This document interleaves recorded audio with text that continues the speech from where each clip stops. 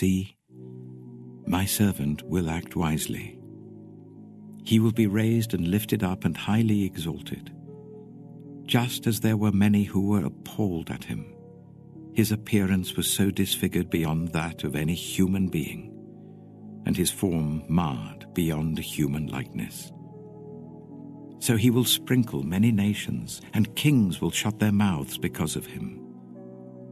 For what they were not told, they will see, and what they have not heard, they will understand.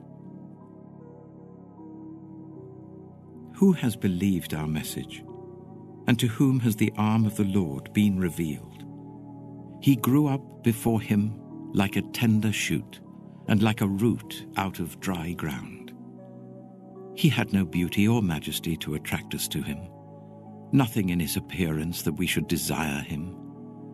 He was despised and rejected by mankind, a man of suffering and familiar with pain.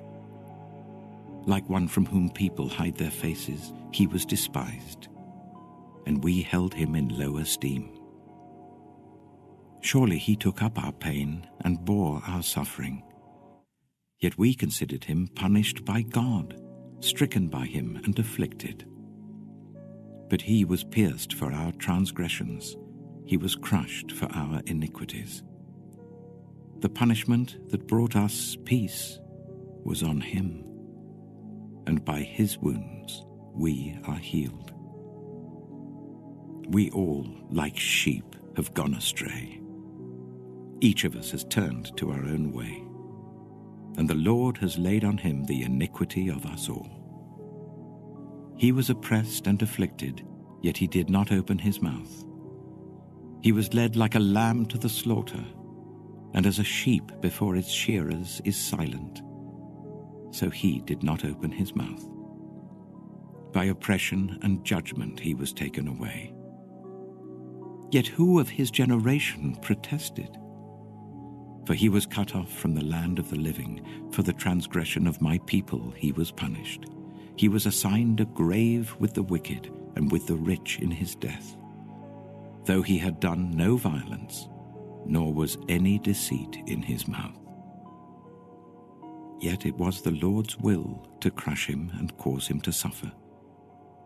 And though the Lord makes his life an offering for sin, he will see his offspring and prolong his days, and the will of the Lord will prosper in his hand. After he has suffered, he will see the light of life and be satisfied. By his knowledge my righteous servant will justify many, and he will bear their iniquities. Therefore, I will give him a portion among the great, and he will divide the spoils with the strong, because he poured out his life unto death, and was numbered with the transgressors. For he bore the sin of many, and made intercession for the transgressors.